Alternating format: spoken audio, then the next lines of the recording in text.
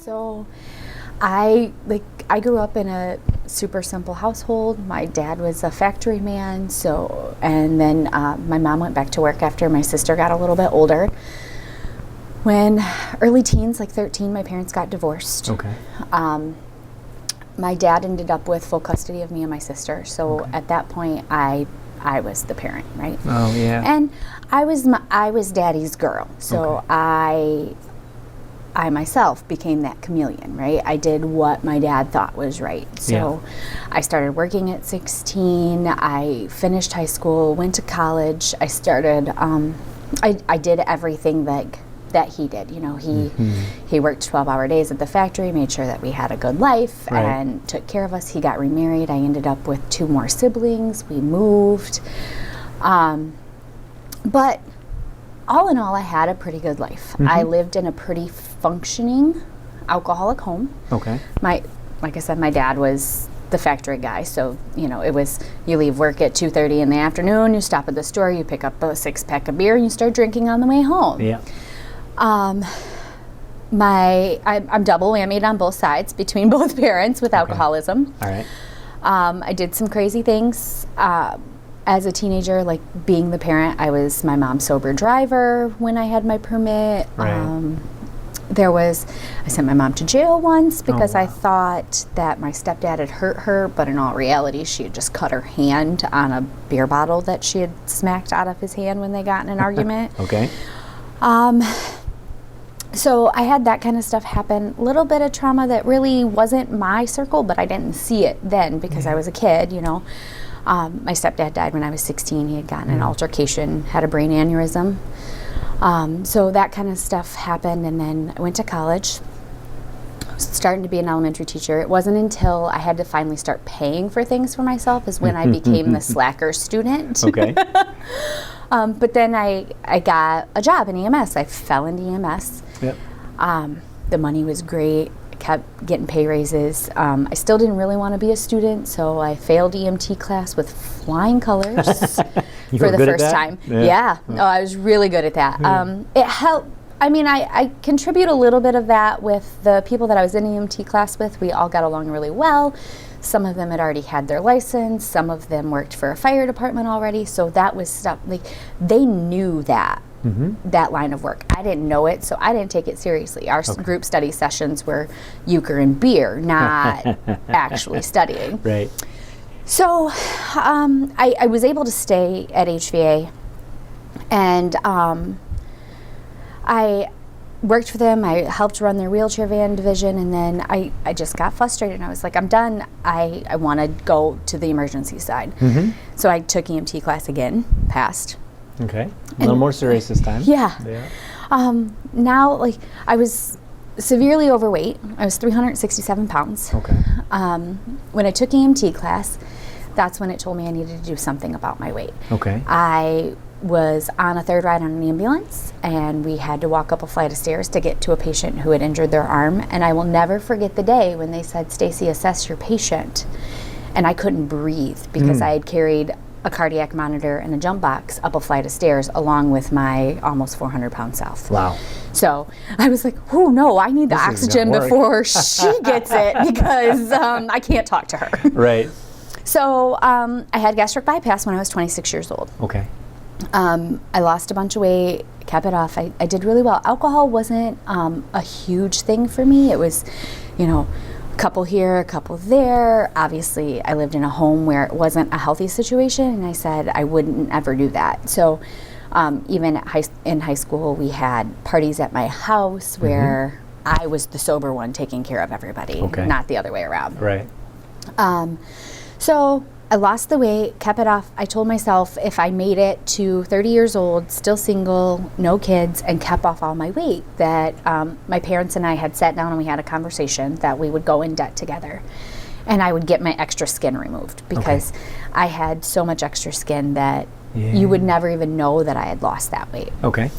So at 31 years old, I had 18 pounds of skin cut off of me. And that's when stuff started to happen, right? I started to be more confident in myself. So I kept drinking. I went through a few jobs, lost jobs because of my drinking. January of 2016, I got my first DUI. Okay. It was 11 o'clock in the morning. I had just got off a shift. I had worked an entire midnight shift, came home, was going to do laundry. I don't remember. I came to my mom's house to do laundry because it was free laundry. Right. And I do not remember leaving her house. Wow. I didn't even make it a mile down the road.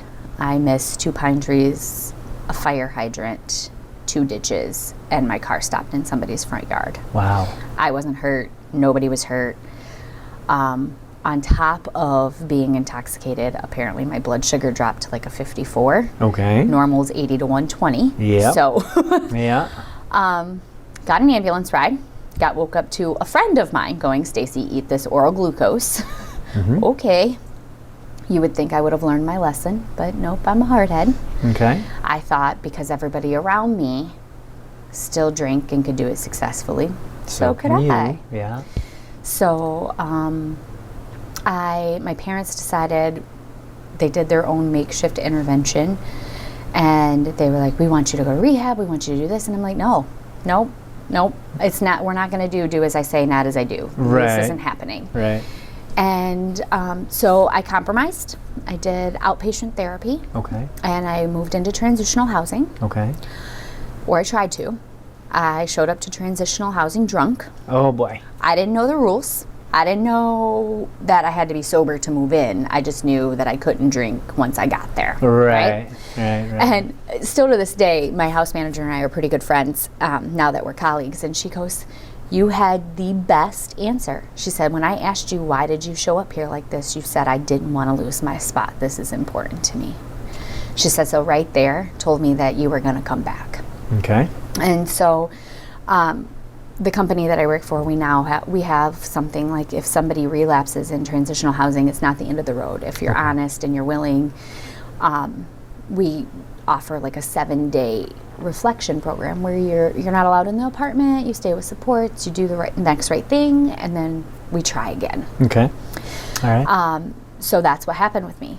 I made it about 6 weeks. I finally went to court for the first DUI. Okay.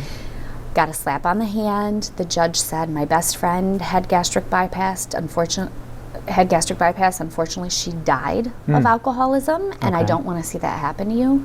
This isn't going to be easy, but I have faith in you. And she dropped it down to an OWVI, 6 months probation. Things were great. Okay. Slap on the hand. Didn't think no big deal. Yeah. So I went back out. Okay. Started drinking again. Got kicked out of transitional. Within 3 days out of transitional, I got the second DUI. Okay. The second DUI still didn't stop me. That was in April. May 4th, it was a Wednesday. I had drank. I went to my parents' house and fell asleep. I got woke up to my dad saying, "Come on, you're coming to my house, and I don't want to hear any other ifs, ands, buts about it." And he said something more about rehab, and I said, "Well, let me talk to my outpatient therapist," because I was still doing outpatient. And I said, "Let me just talk to her before I commit to anything." Okay. Went in, had a conversation with the woman, and I said, "Look, I don't want to do inpatient. Like, part of who I am is being able to go to work and pay my own bills and not have somebody take care of me." Mm-hmm. And she said, "I'll make you a deal." I said, "I don't care how many outpatients you want to put me in. Put me in 3, put me in 4, put me in 5. Like, I'll work my work schedule around it." And she said, "So you're going to go back to transitional. You're going to do 3 outpatients. We're going to start you over. You pick up another drink, again, you will go inpatient, and I don't want to hear it." And I signed a contract for it. Okay. All right. May 4th is my sobriety date of 2016. And so I went back, and I've been back almost 2 years now. I hired in 2 days, shy of exactly 4 years gone. Oh, wow. So I've been back there. So now today I work for 911. I work in our dispatch center. Mm-hmm. I answer 911 calls for 8 counties in southeastern Michigan. Oh my. 15 fire departments in Washtenaw County. Washtenaw County Road Commission, Blue Care Network. Like, we're not just, we're a huge center. So for me, I get to give back every day. That's one time when I'm amazing. picking up the phone, I'm doing CPR. Yeah. Another time, I'm helping somebody who's trying to detox that just needs a caring voice on the phone. And my sister put in the thing, so I'll just share this one. I delivered a baby I didn't deliver a baby. Let's rephrase that. You helped somebody deliver a baby. Dad delivered his own baby. Okay. It was their third child. I will never forget it because it was 5 minutes before my shift was going to end, and a 911 call popped up, and next thing I know, we're delivering this baby in their floor. And my PR person came down. He said, hey, the family wants to meet the firefighters, the dispatcher, the call taker that all had a part in helping them deliver their little girl. Right. So we went, we met, we took presents and took pictures. And I thought, we're just going to have this little, because he said, I got to do the press release, whatever. So I figured, we're just going to be on MLive, right? I'm at home. I work midnight, so I'm laying in bed just kind of relaxing, watching TV. And my phone starts pinging. And I'm like, what is going on? And next thing I know, everybody's like, you looked so good on the news. I'm like, I'm sorry, what? I was on the news. Right. Yeah, right. So we all ended up on the news. Nice. My 9-minute 911 call ended up on the news. Wow. I laughed when the news reporter said I was cool as a cucumber. Yeah. Because inside I'm like, oh no. Okay, we can do this. We got it. It's been a little while. We got this. So like my insides are going, okay, do I wipe the nose or the mouth first? What was, let me find it. So luckily we have a set of protocols that we follow. And so I was able to get the card open and make sure that we were doing everything the way we were supposed to. Right. So, so that's kind of where I'm at. I still work a good program. I still go to meetings. And I hear people say all the time, I'm a grateful recovering alcoholic, right? And for a while, that didn't make any sense to me.